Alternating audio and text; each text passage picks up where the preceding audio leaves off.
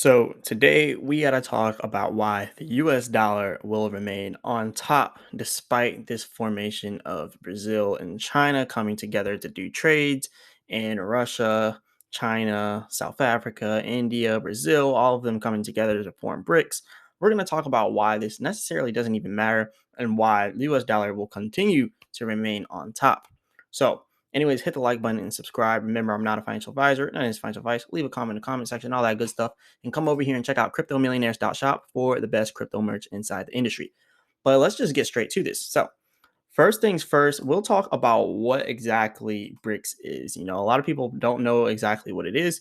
Well, BRICS stands for Brazil, Russia, India, China, and South Africa. They started inside of 2001, claiming that by 2050, the four BRIC economies, well, now it's five, would become the dominant world economic global superpower, if you want to call it that. Now, South Africa was added inside of 2010.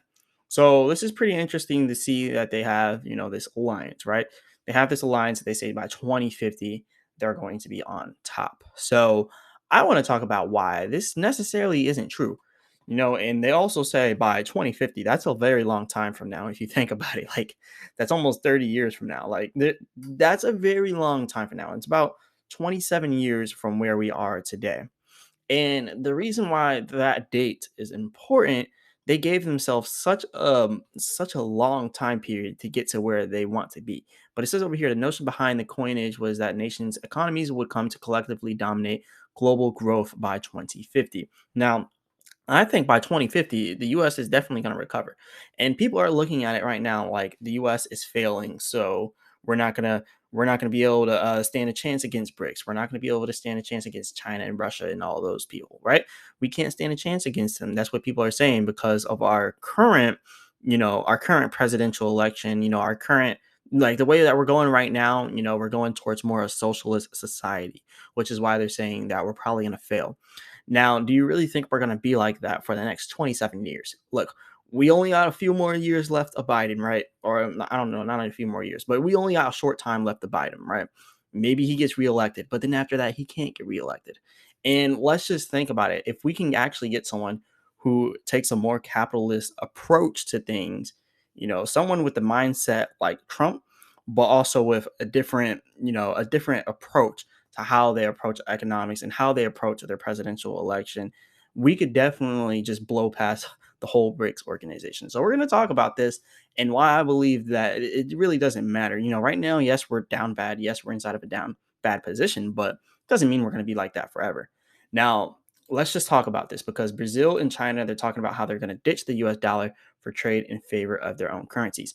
Well, if you think about it, oil isn't the only thing that the US dollar is used for. Oil isn't the only thing that brings GDP to the United States. You got to think the largest companies in the world were started here in the United States. We got places like Tesla, we got Microsoft, we got Apple.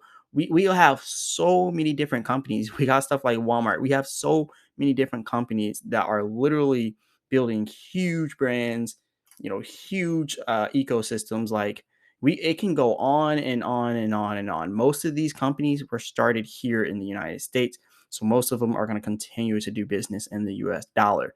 So there's a huge reason why we're probably not going to fail here. But let's just do some math and economics right now, right? So the U.S. the U.S. is on top for GDP, right?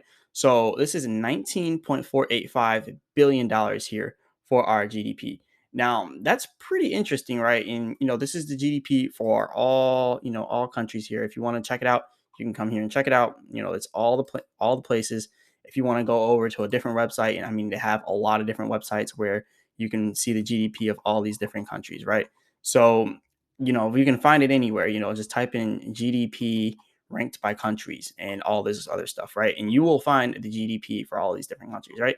Let's just look at the current GDPs right now because the other one that we were looking at that was for 2017. This right here is 2023 GDPs, right?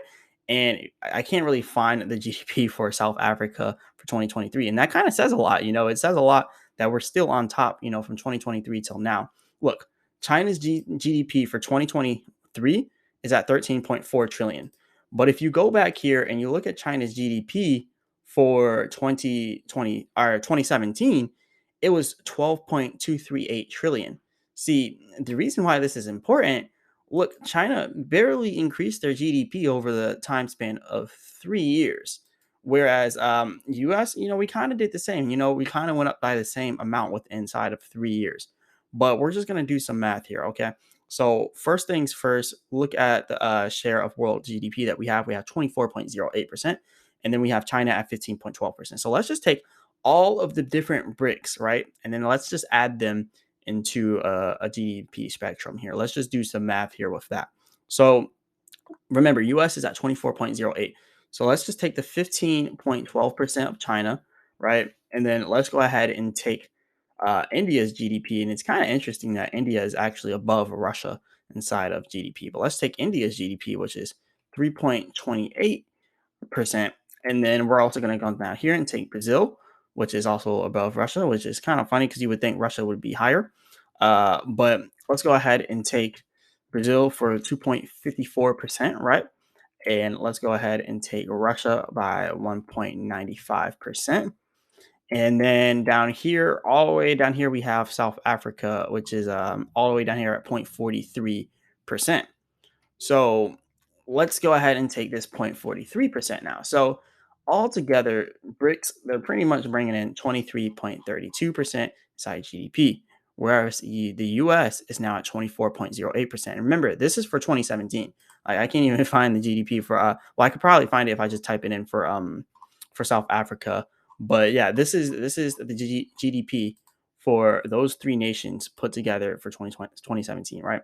For those three nations, they're at 23.32%. Those three nations combined, still they do not pass the US. The US is still at 24.08% GDP, while those five nations, sorry, not three, but those five nations together are only 23.32%. Now, let's also take in account for our populations for those places. The US only has 325 million people. Well, China has 1.4 million people. So let's go ahead and now add all of their population. It's kind of crazy how we can have a significantly lower population, but doing significantly better with GDP. And this is also another huge reason why it's really like we're really not in a bad position here in the US. Like a lot of people are like, oh, the US dollar is going to crash. It's going to be worth nothing, blah, blah, blah, blah, blah. Watch, we're probably going to have a huge reversal in the US dollar in some coming years. Maybe it'll take a while. We just got to get certain people out of presidency and we got to restructure our entire political our entire political campaign. Like we just got to make sure we don't have the people that we have in power still in power. Maybe if they're still in power, then yes, maybe these other nations will win. But yeah, let's just go ahead and take all of their people inside of all these different countries, right? And let's go ahead and hit enter here. So altogether, they have 3.1 billion people, 3.17 billion people compared to our 325 million people. So that's pretty significant. That's pretty significant when you look at it. Uh, and actually, let's go ahead and see how many more people they have than us. So they have 2,844,987,481 more people than the United States. Yet they're still at a way lower GDP than us. And that is because you got to think about it. Most of the different, you know, companies and stuff, they're still operating in US dollar. Maybe they can take over for oil and other trades, but other countries are still operating with the US dollar. Now, GDP growth for the US is at 2.27%, but we do see China is increasing inside of GDP. We do see that India is increasing inside of GDP. Brazil not necessarily increasing that much, Russia not by too much, and South Africa down here not by too much, right?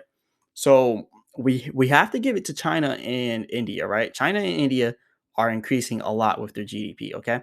But they also have a significant amount of people in China and India. So we got to think about that, right? And then when you come over here and you look at this, like the GDP ranks for 2023, they're much different. So when you look at the 2023 GDP, you can see the US over here. The United States has been the world's largest economy since 1871. The nominal GDP for the United States is 21.44 trillion. So this is for 2023. The last one we looked at is 2017.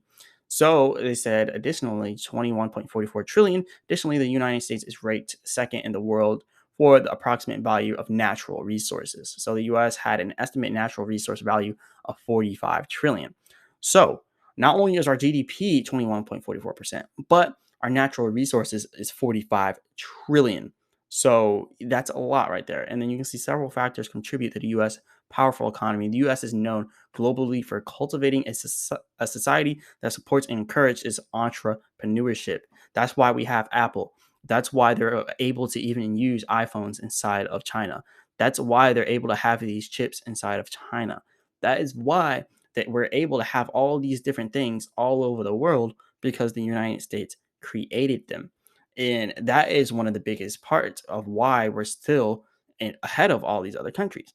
Now, they say over here the growing population in the US has helped diversify the workforce. The US is also one of the leading manufacturing industries in the world, blah, blah, blah, blah. The US dollar is also the most widely used, which is what they're saying is the reason why the other countries are going to win, because they're saying that they're not going to, we're not going to be the most widely used currency. That's what they're saying. But now you can see down here for China, China has been growing, seeing an average growth rate of 9.52% between 1989 and 2019.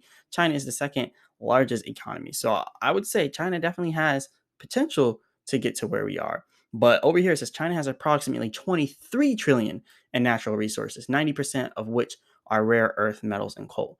So they only have 23 trillion of natural resources, but we have 45 trillion.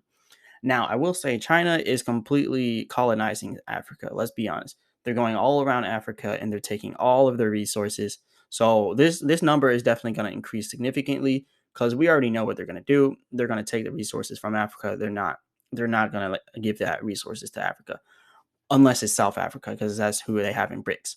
Now, I will say if all of the African countries join BRICS, then we're probably going to get overthrown if that happens. But we have all the way down here India as well as the fifth largest economy with GDP of 2.94 trillion, they're saying. So this is pretty interesting. They say the GDP is now 10.51 trillion, exceeding that of Japan and Germany due to India's high population, though. So you got to think about it. It's the population that really is, sparking a lot of these countries' GDP growth. But it's really only China and India that have that large population. The rest of BRICS don't have as large of a population as those two. So now that we all know all this about their economies, if we come over here and look at this, Brazil, China ditched the US dollar for trade in favor of their own currency. So let's read this. Now, China and Brazil agreed to trade in their own currencies, discarding the US dollar as a go between the Brazilian government announced on Wednesday. So they say that the deal will be of considerable benefit to both nations, enabling them to make large scale trade agreements directly using the Chinese yuan and Brazilian reais. Now, they said the two nations completed USD 150.5 billion in bilateral trade last year, making China Brazil's largest trading partner. Think about that. 150.5 billion is what they're trading right now. That is absolutely nothing in the grand scheme of things. It's absolutely nothing. And it says over here, China overtook the United States as Brazil's top trading partner. Brazil is currently the largest recipient of Chinese investment in the continent, investing heavily in high tension electricity, transmissions, and lines and oil extraction. Now, I will say, when I was in Brazil a few months ago, I did notice there was a lot of Chinese there. Yeah, they were doing a lot of work there, so I will say that. But there was also a good amount of Russians there as well inside Sao Paulo, and I didn't see many Indians in Sao Paulo. And Sao Paulo is their biggest city, by the way. But anyways, let's move on. So they say the move is likely to cement Brazil's status as South America's largest economy, and for China, it's also the largest country inside of South America. So it's kind of obvious there. They said the deal represents another step towards rivaling the U.S. global economy. So then it says the expectation is that this will reduce costs, promote even greater bilateral trade, and facilitate investment. The Brazilian Trade and Investment Promotion Agency explained. So they're pretty much saying that now that all these countries are coming together, they're pretty much going to trade more than us. They're going to generate more money than us. And it says down here, Brazil is not the first country to put in place such a deal with China, as Russia, Pakistan, and other several countries have similar currency agreements. So this has kind of been going on, with Pakistan and Russia. It's kind of been going on, right? Brazil is just now starting it. So they're still not past us yet. They've been doing this for a while. Now, since 2001, they've been trying to overthrow the US, right? And right now, we say that they say that 2050 is their target, right? So this is also another interesting thing. So you have Brazil here, you have India, you have China, then you have Russia, and then you have South Africa. The problem with this is you have to think about leaders and you have to think about power and how these leaders go about with power. When one when one enemy is taken down, now the people who collaborated to take down that enemy, now they have an enemy. Look at who's in the middle of this picture. When you think about it, Brazil, Russia, India, China, South Africa. Why is China in the inside the center of all this? And then you got Russia, and then you got all the other ones here, right? So let's say the United States does get taken down, right? And the United States is no longer the world superpower. Well, that means China is the next in power because China is the second largest for GDP. So if China is the second largest for GDP, who is going to be coming right up next after that? Well, India and Russia. India is going to come for China's spot if China becomes the world superpower. And then Russia will come for China's spot. And then if China is overthrown, now India is going to try to overthrow Russia. And this is what happens. We had trade agreements with all of these countries. We had peace, with all these countries, right? But we were the world superpower for too long. So what did they do? They tried to take us down. They're trying to take us out. They're trying to become on top. So this is what happens. An enemy of an enemy is a friend. So their common enemy is us, the United States. But now what? Now when we're taking out the picture, who becomes the enemy? Who becomes global enemy number one? It then becomes China. And then these countries are gonna, band together to take out China. So this is why, like, they're pretty much gonna stab each other in the back once China is on top. Like look at this. This is a complete power play. For one, their president is the tallest over here, right? For two, he's literally out here literally inside of the middle. So this is pretty interesting to see inside the middle, right? And this is it really speaks volumes on what's going on here. China is trying to become the world's superpower. China doesn't really care about BRICS. China just wants to come together with the enemies of their enemy. So they're just trying to, be on top. So anyways, it says the BRICS nations are reportedly working on developing a new form of currency, which is expected to be discussed at the next BRICS Leader Summit, according to a top Russian official. So they're trying to develop, a new form of currency. And they say the transition of settlements in national currencies is the first step. The next one is to provide the circulation of digital or any other form of a fundamentally new currency in the nearest future. So they're going to do like a digital yuan or whatever they call it. They're going to do something like that. And they said the new currency for the BRICS countries are reportedly working on creating a new form of currency. So that's pretty much what they're working on now.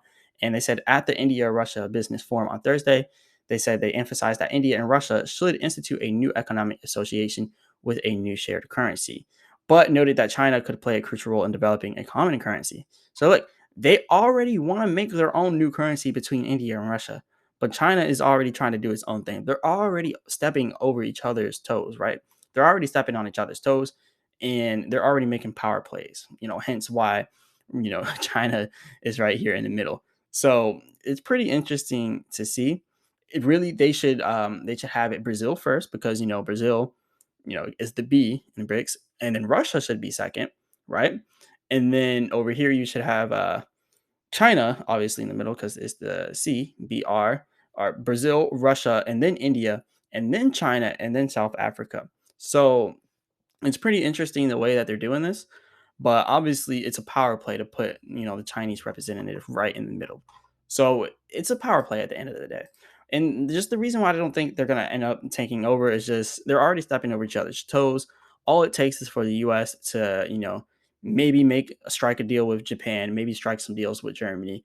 So if they're going to be doing all this, the US is going to be building bigger alliances with stuff like Japan, Germany, United Kingdom, France, Italy, Canada. Like you already know Canada is on our side. You already know the UK is on our side. You already know Germany on our side. You already know like Japan, yeah, they might be on our side as well. So you have all these major alliances, Mexico, all these other places like that. They would probably be more so to come with the United States rather than BRICS. So you can't forget about all these other nations. So I don't think that BRICS is going to be able to take over just like that. They say by 2050, but it's not going to happen anytime soon. So I do not believe that the US dollar will, be taken down anytime soon. But anyways, let me know what you all think about this. Definitely hit the like button and subscribe. And remember, I'm not a financial advisor, none of this financial advice. Leave a comment in the comment section. Let me know what you all want to go over next. And also come over here to cryptomillionaires.shop. We got the best crypto millionaires merch in the game. And as always, I'll be back with another video.